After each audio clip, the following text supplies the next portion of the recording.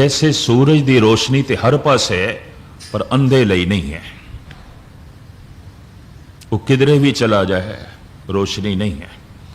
उन्होंने 10-20 बंदे व्याख्या करके समझान रोशनी इंज आती है, प्रकाश इंज आता है और वो व्यापक है।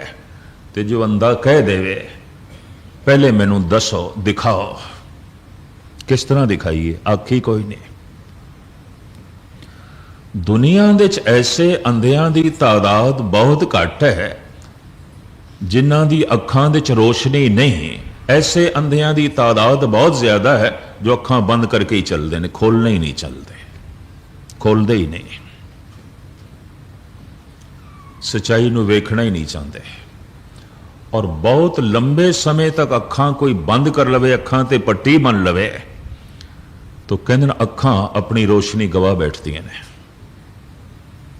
अजोके विज्ञानिक दसते हैं अगर कोई 7-8 साल अखां ते पट्टी बन लवे तो 8 साल तो बाद खोलेगा, अखां आंदियां होणगियां, कुछ भी नहीं होगा, वेखण की समर्था नहीं होगी, वेख नहीं सकणगियां क्योंकि उन्हां दी शक्ति की वरतों नहीं की गई, कुंद हो गई। परमात्मा प्रकृति चाहती है जे अंग दिते ने इन्हां तो कम लै, और जितना कम लेगा ता ही स्वस्थ रहेंगे, ता ही ठीक रहेंगे। एक बंदा शरीरक कम ना करे लेकिन फिर भी एक्सरसाइज करनी पै जाती है उसमें, वो भी तो शरीरक परिश्रम है और की है, वो भी तो शरीरक मेहनत है और की है। प्रकृति चाहती है हाथ कुछ करन, पैर कुछ करन, दिमाग कुछ करे, दिमाग तो बंदा कम ना लवे यही कुंद हो जाता है, ये भी रह जाता है। अखां वेखण ना, और कोई मनुख तहखाने दे च रवे, अंधेरे च रवे, बड़ी मुद्दत तक रखे, अखां अपनी जोत गवा बैठणगियां। बहुत लंबे समय तक कोई पखंड दे च जीवे होवे ते पखंड नूं ही महान मनिया होवे, अगां चल के फिर उसदे लई सच सच नहीं रह जाता, मजबूरी। एक प्राकृतिक नियम है, एक बहुत वड्डी जो है सच्चाई है। गुरु नानक ने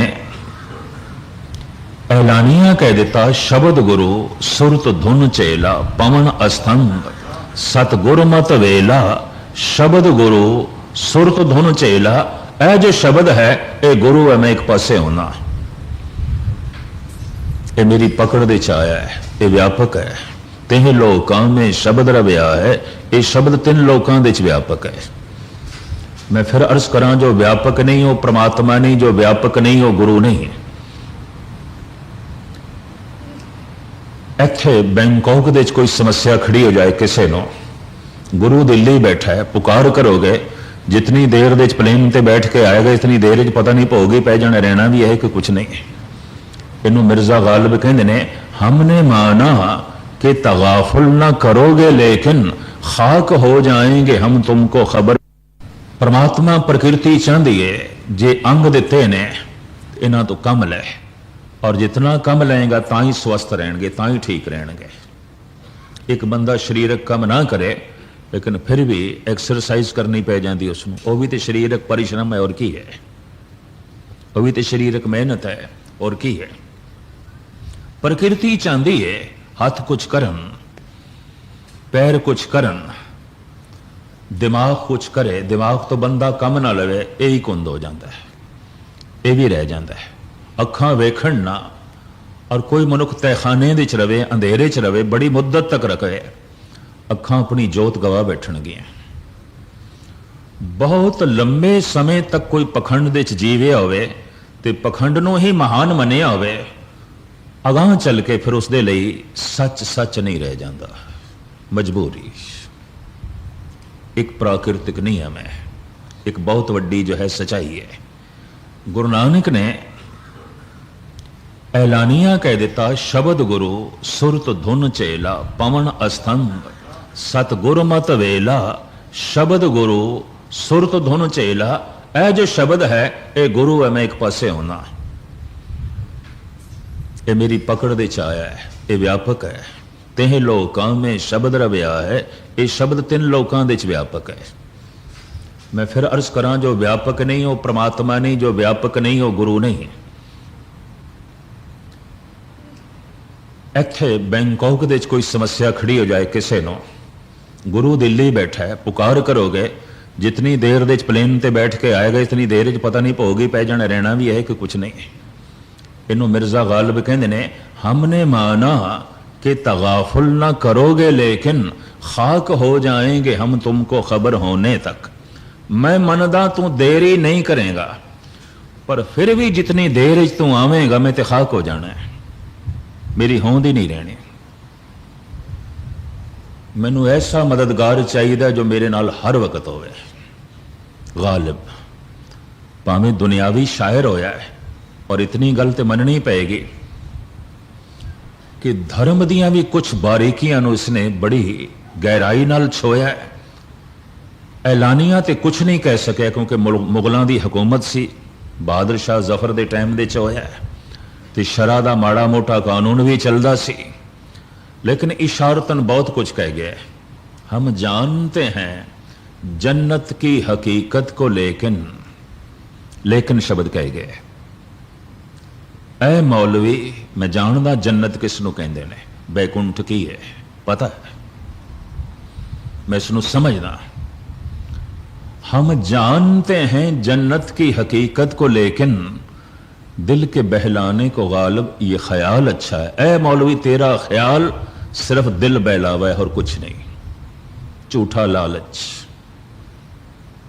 तू जो कुछ जन्नत दे नक्शे खिंचदा है, बई उत्थे हूरां ने, उत्थे अंगूरी शराब है, इत्थे बोतलों च मिलती, उत्थे शराब के चश्मे पे चलते हैं, कंचन दे महल ने, इत्थे तेनू सेंट लाना पैंदा, उत्थों की हवा ही खुशबूदार है,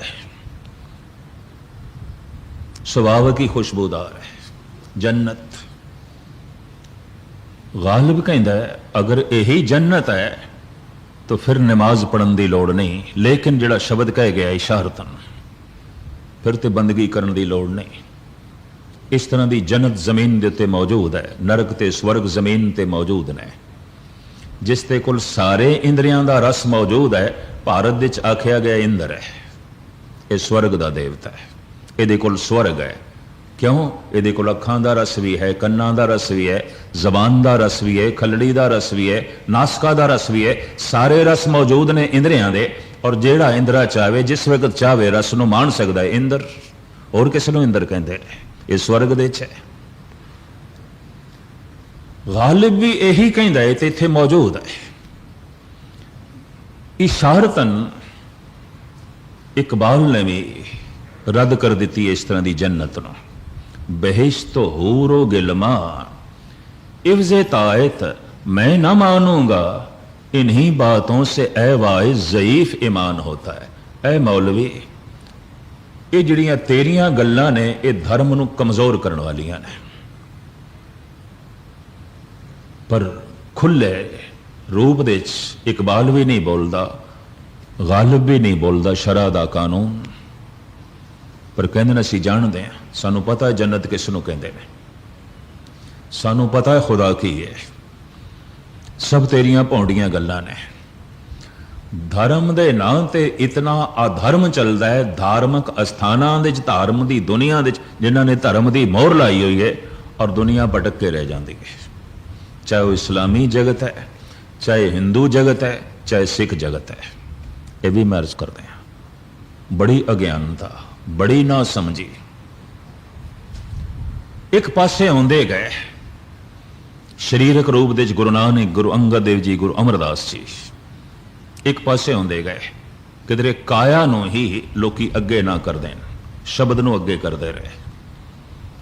जिस दिन दरबार साहब दे प्रकाश होया, हरिमंदर साहब दे इक्को ही कथा हुई है, उस तो बाद मंजी साहब बाहर जो अस्थान बने होया है, पहले गुरु अर्जन देव जी कथा करते रहे, उस तो बाद भाई गुरदास जी करते रहे। परंपरा के मुताबिक अजे तक वो चल रही है। गालबन कोई 25-30 दिन साल दे साल दास भी हाज़री उत्थे भरदा हुंदा है।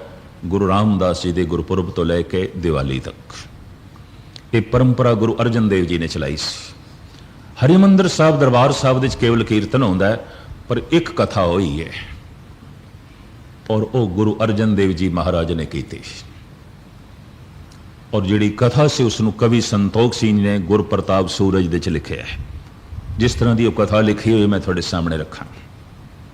जो संगतां बैठियां सन, जिस दिन गुरु ग्रंथ साहब जी महाराज का प्रकाश होया, संगतां ने आप नूं कहा आप ताबिया ते बैठो। आप कहने लगे नहीं, बाबे बुढ़े नूं बिठाया। कहने लगे पोथी परमेश्वर का स्थान, मैं साक्षात परमात्मा की बराबरी ते किस तरह बैठा। गुरु अर्जन देव जी आप दी ज्ञात लई अर्ज करा, चद्दर विछा के थल्ले सौंदे सन, पलंग दे उत्ते सुखासन गुरु ग्रंथ साहब जी महाराज दा हुंदा सी। याद दे च अजे तक चद्दर विछाई जाती है कोठा साहब दे च, अज तक, अजे तक। प्रकाश तो बाद आप सतगुरु कदी चारपाई ते फिर नहीं सुते, पलंग ते नहीं सुते, थल्ले। पोथी परमेश्वर का स्थान, चानना सूरज का रूप है, ज्ञान परमात्मा का रूप है। उस दिन जो पातशाह ने कथा की थी वह मैं थोड़े सामने रखा। सतगुर के शरीर हैं जो सब थान समय सब नाम दरस हैं। जिस शरीर नूं तुसी सतगुरु कहंदे हो, इस शरीर दे सारी थां ते दर्शन नहीं ने। मेरी काया हर थां ते नहीं है, हर वक्त नहीं है, हर थां ते नहीं है। गुरु अर्जन देव जी सतगुरु के शरीर हैं जो सब थान समय सब ना दरस हैं। ग्रंथ हृदय गुरु को एव जानो उत्तम है सब काल रहे हैं। गुरु ग्रंथ साहब नूं गुरु दी आत्मा समझो, प्रभु दी आत्मा समझे उत्तम ने। ये हर वक्त ने ते हर थां ते ने। गुरु मेरे संग सदा है नाले। फिर अगली जिहड़ी तीसरी पंक्ति भाई साहब भाई संतोख सिंह जी ने लिखी है, और इतनी गल ते मननी पैगी, और सियाणे मन रहे ने चंगे चंगे विद्वान कि कवि संतोख सिंह ने जो कुछ लिखे है, विद्वान कहते ने एक कविता मानो उन्हां दी जबान ते इंज वसी है जिवें किसी पहाड़ चो झरना निकलता है, जिवें परमात्मा आप ही बोली जा रहे। 10 गुरुआं दा इतिहास सारा कविता दे नज़म दे और उहदे च बहुत बड़ा ज्ञान भी ते इतिहास भी इन्ना सारा। अज कोई सिलसिलावार पढ़न भी लगे तो कई महीने चाहिए ने, पर गजब की गल सारा कविता दे च निकलिया। और ऐसी कविता दे जिहड़ी महान है, जिसका कोई मुकाबला नहीं अज तक। बिना रब्बी बख्शिश तो नहीं हो सकता, बिना ईश्वरी कृपा तो नहीं हो सकता, और बिना पूर्वले संस्कार तो नहीं हो सकता। भाई साहब भाई संतोख सिंह जी कहते हैं, धन गुरु अर्जन देव जी महाराज ने यह उपदेश दिता। हाँ, सिख जगत इनकारी नहीं। परमात्मा की पहचान किस तरह होगी कि इस मनुख के अंदर प्रगट हो गया, गुणा तो होगी। सब गुण तेरे मैं नाई कोए, विण गुण कीते भगत ना होए। चानने नूं वेख के, घर दे चानने नूं वेख के मनना पैगा सूरज दीयां किरणां इस घर दे प्रवेश कर गई। चानना, दरवाजे खुले ने, बारियां खुलियां ने, तो सूरज का चानना घर दे चला गया। पर्दे लगे न, दरवाजे बंद ने, बारियां बंद ने, कमरे दे अंधकार है। सूरज दीयां किरणां नहीं अंदर प्रवेश कर रही, भावें द्वार ते दस्तक दे रही ने। कहते ने परमात्मा गुरु हर एक दे दिल दे बूहे ते खड़ा है, हर एक दे। जिवें सूरज दीयां किरणां हर घर दे बूहे ते खड़ियां ने, सिर्फ बूहा खोलण दी देर है, अंदर चानना ही चानना। हिरदे दा द्वार खोलण दी देर है, शब्द अंदर प्रवेश कर जाता है, प्रकाश अंदर प्रवेश कर जाता है। मनुख ने बूहे ही बंद किए हैं। तो पहचान किस तरह होगी? इत्थे प्रभु प्रगट हो गया गुणा करके। ते परमात्मा दे गुण की ने? वो निर्वैर है, वो प्रेम की मूर्ति है, वो दया का सागर है, वो करुणाकर है, उहदे च भय नहीं है। ये गुण ही तो ने उसके, निर्भव निर्वैर अकाल मूरत अजोनी सेबंग, ये सारे उसके गुण ने। जब कोई निर्वैर हो जाए, निर्भय हो जाए, दया की मूर्ति हो जाए, प्रेम का सागर हो जाए, विशाल बिरती का मारक हो जाए, सारे उसनों एक दिखाई देन, जैसे परमात्मा साझा है तो इस तरह साझा हो जाए। तो कई दफा कुछ विद्वानों ने कह दिता है, परमात्मा के प्रत्यक्ष गुणों के दर्शन करने ने तो ये कर लो। ਭੱਟਾ ਨੇ ਇੰਜ ਕਹਿ ਦਿੱਤਾ ਸੀ, ਭਣ ਮਥਰਾ ਕਛ ਭੇਦ ਨਹੀਂ ਗੁਰੂ ਅਰਜਨ ਪ੍ਰਤੱਖਰ। ਪ੍ਰਤੱਖ ਵੇਖਣਾ ਨੇ ਕਿ ਪ੍ਰਮਾਤਮਾ ਦਇਆਲੂ ਹੈ, ਨਿਰਵੈਰ ਹੈ, ਨਿਰਭੈ ਹੈ। ਨਹੀਂ ਵਕਤ ਦੀ ਹਕੂਮਤ ਤੋਂ ਡਰਦੇ ਤੇ ਨਾ ਵਕਤ ਦੇ ਦੁਸ਼ਟਾਂ ਤੋਂ ਡਰਦੇ ਨੇ, ਨਿਰਭੈ। ਤੋ ਦਰਸ਼ਨ ਕਰ ਲੋ ਗੁਰੂ ਅਰਜਨ ਦੇਵ ਜੀ ਦੇ, ਨਿਰਵੈਰਤਾ ਦੇ ਦਰਸ਼ਨ ਕਰ ਲੋ, ਸ਼ਾਂਤੀ ਦੇ ਦਰਸ਼ਨ ਕਰ ਲੋ, ਪ੍ਰੇਮ ਦੇ ਦਰਸ਼ਨ ਕਰ ਲੋ, ਗਿਆਨ ਦੇ ਦਰਸ਼ਨ ਕਰ ਲੋ, ਨਿਰਭੈਤਾ ਦੇ ਦਰਸ਼ਨ ਕਰ ਲੋ, ਵਿਸ਼ਾਲਤਾ ਦੇ ਦਰਸ਼ਨ ਕਰ ਲੋ। ਇਹ ਪ੍ਰਤੱਖ ਦੇ ਗੁਣ। ਪਟ ਇੰਜ ਕਹਿ ਰਹੇ ਨੇ, ਅਸੀਂ ਤੇ ਪ੍ਰਤੱਖ ਵੇਖ ਲਿਆ। ਦਇਆ ਕਿਸ ਨੂੰ ਕਹਿੰਦੇ ਨੇ, ਗਿਆਨ ਕਿਸ ਨੂੰ ਕਹਿੰਦੇ ਨੇ, ਪ੍ਰੇਮ ਕਿਸ ਨੂੰ ਕਹਿੰਦੇ ਨੇ, ਨਿਰਵੈਰਤਾ ਕਿਸ ਨੂੰ ਕਹਿੰਦੇ ਨੇ। ਇਤਨਾ ਨਿਰਵੈਰ ਹਿਰਦਾ ਔਰ ਇਤਨਾ ਨਿਰਭੈ ਕਿ ਸਾਰਾ ਹਿੰਦੁਸਤਾਨ ਜਿਸ ਜਹਾਂਗੀਰ ਦੀ ਮੁੱਠੀ ਦੇ ਚ ਹੋਵੇ ਉਸ ਨਾਲ ਮੱਥਾ ਮਾਰਨ ਨੂੰ ਤਿਆਰ ਹੋ ਗਏ ਨੇ ਔਰ ਉਸ ਦੇ ਅੱਗੇ ਝੁਕਣ ਤੋਂ ਇਨਕਾਰ। ਜਿਤਨੇ ਭਾਰਤ ਦੇ ਸਾਰੇ ਸੰਤ ਨੇ ਸਭ ਰਾਜਨੀਤਿਕਾਂ ਦੇ ਪਿੱਛੇ ਚੱਲਣ ਵਾਲੇ ਨੇ, ਅੱਗੇ ਚੱਲਣ ਵਾਲੇ ਨਹੀਂ ਨੇ। ਇਹ ਵੀ ਮੈਂ ਅਰਜ਼ ਕਰਦੇ ਹਾਂ, ਉਹਨਾਂ ਦੇ ਪਿੱਛੇ ਹੱਥ ਜੋੜ ਕੇ ਖੜੇ ਨੇ। ਉਹ ਜਿਵੇਂ ਚੱਲਦੇ ਨੇ ਤਿਉਂ ਚੱਲਦੇ ਪਏ ਨੇ। ਸਾਰੀ ਦੁਨੀਆ 'ਚ ਕਰੀਬਨ ਇਸ ਤਰ੍ਹਾਂ ਹੁੰਦਾ ਹੈ। ਜਹਾਂਗੀਰ ਦੇ ਵਕਤ ਵੀ ਕੁਝ ਫਕੀਰ ਜੋ ਜਹਾਂਗੀਰ ਨੇ ਕਾਬੂ ਕੀਤੇ ਸਨ, ਉਹਨਾਂ ਨੂੰ ਕਹਿ ਦਿੱਤਾ ਸੀ ਤੁਸੀਂ ਸਭ ਕੁਝ ਕਹਿ ਸਕਦੇ ਹੋ, ਲੇਕਿਨ ਇਹ ਨਹੀਂ ਕਹਿ ਸਕਦੇ ਕਿ ਸ਼ਰਾਬ ਹਰਾਮ ਹੈ। ਜਹਾਂਗੀਰ ਸਾਰਾ ਦਿਨ ਪੀਂਦਾ ਸੀ, ਹਰ ਵਕਤ ਨਸ਼ੇ 'ਚ ਡੁੱਬਿਆ ਰਹਿੰਦਾ ਸੀ। ਕਿਸੇ ਮੌਲਵੀ ਨੇ, ਕਿਸੇ ਫਕੀਰ ਨੇ ਇਹ ਨਹੀਂ ਆਖਿਆ ਇਹ ਹਰਾਮ ਹੈ, ਚੁੱਪ ਕਰ ਗਏ। ਸਾਰੇ ਖਾਮੋਸ਼। ਸਾਰਿਆਂ ਨੂੰ ਪਤਾ ਸੀ ਜੇ ਆਖਿਆ ਤੇ ਖੈਰ ਕੋਈ ਨਹੀਂ। ਜਹਾਂਗੀਰ ਨੇ ਧੱਜੀਆਂ ਉਡਾ ਦੇਣੀਆਂ ਨੇ। ਉਹਨੇ ਆਪਣੇ ਪੁੱਤਰ ਨੂੰ ਤੜਪਾ ਕੇ ਮਾਰਿਆ, ਖੁਸਰੋ ਨੂੰ। ਸਾਨੂੰ ਕੀ ਮਾਫ ਕਰੇਗਾ? ਸਾਨੂੰ ਕਿੱਥੇ ਜੋ ਹੈ ਛੋੜੇਗਾ? ਕੁਰਾਨ ਦੀ ਤਲਾਵਤ ਵੀ ਕਰਨੀ ਹੋਵੇ, ਵਿਆਖਿਆ ਵੀ ਕਰਨੀ ਹੋਵੇ ਤਾਂ ਜਹਾਂਗੀਰ ਦੀ ਮਨਮਰਜ਼ੀ ਦੇ ਮੁਤਾਬਕ ਮੌਲਵੀ ਕਰਦੇ ਸਨ। ਜੋ ਕੁਝ ਕੁਰਾਨ ਦੇ 'ਚ ਲਿਖਿਆ ਉਹ ਨਹੀਂ। ਬਈ ਇਹ ਗੱਲ ਇਸ ਦੇ ਨਾਲ ਤਾਲਮੇਲ ਨਹੀਂ ਖਾਏਗੀ, ਔਖਾ ਹੋ ਜਾਏਗਾ, ਨਾਰਾਜ਼ ਹੋ ਜਾਏਗਾ। ਮੂੰਹ ਵੇਖ ਕੇ ਗੱਲ ਕਰਨੀ, ਮੂੰਹ ਵੇਖ ਕੇ ਚੁੱਪ ਕਰ ਜਾਣਾ, ਮੂੰਹ ਵੇਖ ਕੇ ਗੱਲ ਕਰਨੀ ਮੂਰਛਤ। ਇਸ ਤਰ੍ਹਾਂ ਦੇ ਪੁਰਸ਼ ਨੂੰ ਕਹਿੰਦੇ ਨੇ ਮੂਰਖ। ਸਿਰਫ ਮੂੰਹ ਹੀ ਰੱਖਦਾ ਹੈ, ਮੂੰਹ ਵੇਖ ਕੇ ਗੱਲ ਕਰਦਾ ਹੈ, ਮੂੰਹ ਵੇਖ ਕੇ ਚੁੱਪ ਕਰ ਜਾਂਦਾ ਹੈ ਔਰ ਬਿਲਕੁਲ ਅੰਦਰੋਂ ਮੂਰਛਤ ਹੈ, ਬੇਹੋਸ਼ ਹੈ। ਸੋਚ ਕੇ ਨਹੀਂ, ਜ਼ਮੀਰ ਨਹੀਂ ਬੋਲ ਰਹੀ, ਬੋਲਦਾ ਹੈ ਮੂੰਹ ਵੇਖ ਕੇ। ਅਗਲੇ ਦਾ ਮੁਖੜਾ ਕਿੰਨਾ ਕੁ ਬਰਦਾਸ਼ਤ ਕਰੇਗਾ ਔਰ ਅਗਲੇ ਦਾ ਮੂੰਹ ਕੀ ਸੁਣਨਾ ਚਾਹੁੰਦਾ ਹੈ। ਚੁੱਪ ਕਰ ਜਾਏਗਾ ਮੂੰਹ ਵੇਖ ਕੇ, ਬਈ ਇਹ ਗੱਲ ਇਹ ਮੂੰਹ ਨਹੀਂ ਸੁਣ ਸਕੇਗਾ। ਮੂਰਛਤ, ਮੂਰਖ। ਇਹ ਮੂਰਖਾਂ ਦਾ ਟੋਲਾ ਜਹਾਂਗੀਰ ਦੇ ਆਲੇ ਦੁਆਲੇ। ਗੁਰੂ ਅਰਜਨ ਦੇਵ ਜੀ ਨੇ ਮੱਥਾ ਮਾਰ ਲਿਆ। ਇਹ ਨਹੀਂ ਹੋ ਸਕਦਾ ਕਿ ਤੇਰੀ ਹਰ ਗੱਲ ਨੂੰ, ਤੇਰੇ ਹਰ ਹੁਕਮ ਨੂੰ ਸਿਰ ਮਸਤਕ ਤੇ ਰੱਖ ਦਈਏ। ਤੂੰ ਬਾਦਸ਼ਾਹ ਜ਼ਰੂਰ ਹੈ, ਇੰਤਜ਼ਾਮ ਕਰ ਰਿਹਾ ਦਾ, ਧਰਮ ਦੀ ਤੈਨੂੰ ਸੂਝ ਨਹੀਂ, ਸਮਝ ਨਹੀਂ। ਇਸ ਦੇ 'ਚ ਕੀ ਮਦਾਖਲਤ, ਇਸ ਦੇ 'ਚ ਕੀ ਦਖਲ ਅੰਦਾਜ਼ੀ? ਅੰਜਾਮ ਕੀ ਹੋਇਆ? ਗੁਰੂ ਅਰਜਨ ਦੇਵ ਜੀ ਦੀ ਕਾਇਆ ਦੀ ਸ਼ਹਾਦਤ। ਦੇਖਣ ਨੂੰ ਇੰਜ ਪਤਾ ਚਲੇਗਾ, ਬੜਾ ਦੁੱਖ, ਤੱਤੀ ਤਵੀ, ਉਬਲਦਾ ਪਾਣੀ, ਗਰਮ ਗਰਮ ਰੇਤਾ, ਪਰ ਕਿਤਨਾ ਜਿਗਰਾ ਹੁੰਦਾ ਹੈ। ਰੱਬ ਨਾਲ ਜੁੜੀ ਹੋਈ ਆਤਮਾ ਦੇ 'ਚ ਇਹ ਦਿਖਾਇਆ ਹੈ। ਆਗਿਆ ਮੈਂ ਭੂਖ ਸੋਈ ਕਰ ਸੂਖਾ, ਸੋਗ ਹਰਖ ਨਹੀਂ ਜਾਣਿਓ, ਜੋ ਜੋ ਹੁਕਮ ਭਇਓ ਸਾਹਿਬ ਕਾ, ਸੋ ਮਾਥੇ ਲੈ ਮਾਨਿਓ। ਪਰਮਾਤਮਾ ਦੇ ਹੁਕਮ ਨੂੰ ਮੰਨਣਾ ਕੀ ਹੈ? ਇਹ ਪ੍ਰਤੱਖ ਵੇਖਿਆ ਗੁਰੂ ਅਰਜਨ ਦੇਵ ਜੀ ਦੇ 'ਚ। ਨਿਰਵੈਰਤਾ ਕੀ ਹੈ? ਪ੍ਰਤੱਖ ਦਿਖਾਈ ਦੇ ਰਹੀ ਹੈ। ਦਇਆ ਕੀ ਹੈ? ਪ੍ਰਤੱਖ ਦਿਖਾਈ ਦੇ ਰਿਹਾ ਹੈ। ਪ੍ਰੇਮ ਕੀ ਹੈ? ਪ੍ਰਤੱਖ ਦਿਖਾਈ ਦੇ ਰਿਹਾ ਹੈ। ਗਿਆਨ ਕੀ ਹੈ? ਪ੍ਰਤੱਖ ਦਿਖਾਈ ਦੇ ਰਿਹਾ ਹੈ। ਇੰਨਾ ਗਿਆਨ ਸੁਖਮਨੀ ਸਾਹਿਬ ਦੀ ਇੱਕ ਇੱਕ ਅਸ਼ਟਪਦੀ ਦੇ ਵਿੱਚ ਬ੍ਰਹਮ ਗਿਆਨ। 12 ਮਾਹ ਹੈ ਆਪ ਦੀ ਰਚਨਾ, ਸੰਸਕ੍ਰਿਤੀ ਸ਼ਲੋਕ ਆਪ ਦੀ ਰਚਨਾ ਹੈ, ਫੁਨੇ ਛੰਦ ਨੇ, ਫਿਰ ਗਾਥਾ ਹੈ, ਚੌਬੋਲੇ ਹੈ, ਸਭ ਤੋਂ ਜ਼ਿਆਦਾ ਬੋਲ ਨੇ। ਜੋ ਪ੍ਰਭੂ ਦੇ ਬੋਲ ਪਕੜਦੇ ਚਾਹੇ ਤੇ ਆਪਨੇ ਜਗਤ ਦੇ ਸਾਹਮਣੇ ਰੱਖੇ।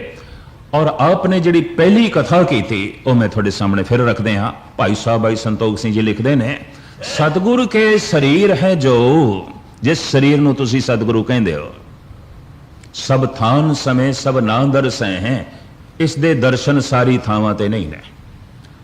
पर यह शरीर थोड़ी मदद हर थां ते नहीं कर सकता, ये दर्शन तुसी हर थां ते नहीं कर सकते। इसका मतलब है गुरु किसी थां ते है ते किसी थां ते नहीं है। गुरु के दर्शन हर वक्त नहीं हो सकते, तो जिहदे दर्शन ही हर वक्त नहीं हो सकते उस गुरु को धारण करने की की लोड़ है। जो किसी कोठे च बैठा है, किसी कमरे च बैठा है, किसी एक शहर दे च बैठा है और पूरे शहर दे च भी ना हो, शहर के किसी एक गोठे च होवे।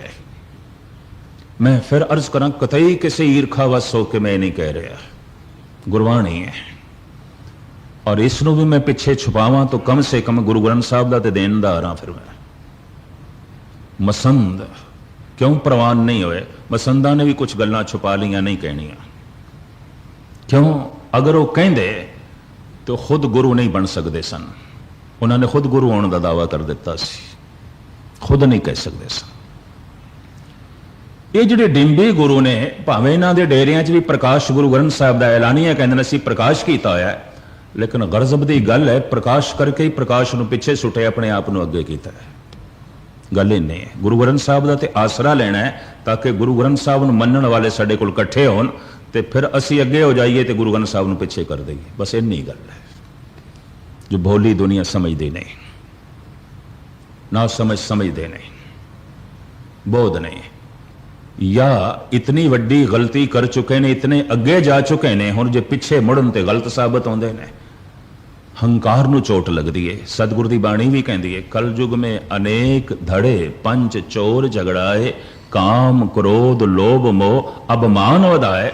धर्म दे नां ते अपने अपने धड़े खड़े हो जाणगे और ये जिहड़े धड़े खड़े होणगे वास्तविक धर्म नहीं होवेगा। हंकार करके खड़े होणगे, लोभ करके खड़े होणगे, अभिमान करके खड़े होणगे। गुरु नानक दी बाणी है। इतना हंकार वध गया हुण नाल चलना गुरु दे औखा है, अपनी होंद चाहिए है। इतना लोभ वध गया जे गुरु दे नाल गए तो लोभ की उतनी पूर्ति नहीं हो सकेगी, अलग धड़ा। इतना अभिमान वध गया जे गुरु दे नाल चल गए तो असी तो नंबर 2 होवांगे, असी नंबर 1 होना है। तो गुरु नूं पिछे सुटो, आप अगे हो जाओ। गुरु का प्रकाश करके भी गुरु ते पढ़दा जो गुरु गोपे अपना से नर बुरे आरी। गुरु अमरदास जी कहते हैं बस यही दुष्ट ते बुरे मनुख ने गुरु की गल करके गुरु ते पढ़दा पांदे। ये पंक्ति गुरु ग्रंथ साहब जी की। जो गुरु गोपे, गोपे कहते हैं गोपत, गुरु की गल करके, गुरु ग्रंथ साहब की गल करके फिर गुरु ग्रंथ साहब नूं गोपत करना, पिछे सुटना। जो गुरु गोपे अपना ते नर बुरे आरी। तो धन गुरु अर्जन देव जी महाराज ने उस दिन जिहड़ी कथा की थी, जिस तरह की लिखित है, मुख्तसर में एक दफा थोड़े सामने फिर रख दें। सतगुरु के शरीर है जो सब थान समय सब ना दरस हैं। इतनी गल वही कह सकता है जिस दे अंदर कोई हंकार नहीं, निर्माणता की मूर्ति, गरीबी की मूर्ति, विनम्रता की मूर्ति। मेरी इस काया के दर्शन हर थां ते नहीं कर सकते, तो जब हर थां ते नहीं कर सकते तो मैं सतगुरु किस तरह? गुरु अर्जन देव जी कितनी वड्डी गल कहते ने। गुरु रामदास जी का दाड़ा इतना वड्डा सी, जब आप खड़े हो जान तो दाड़ा जमीन ते लगदा सी। ऐसा होंदा है। दास जिन्हां कोल गुरबाणी ग्रामर पढ़दा रहा बाबा बलवंत सिंह सन 73 दे गुजर गए। पुराने सारे बजुर्ग जानते हैं क्योंकि सारे देश चो कथा भी करते रहे। वो भी जब खड़े होंदे सन दाड़ा जमीन ते लगदा सी, इन्ना वड्डा दाड़ा। तो जब कथा करन बैठते सन दाड़े नूं मोंडे ते रखते सन। बाबा बलवंत सिंह पैरां थल्ले आंदा सी, इन्ना वड्डा दाड़ा। कुदरत ने कुछ इस तरह की किसी किसी नूं बख्शिश की होंदी है।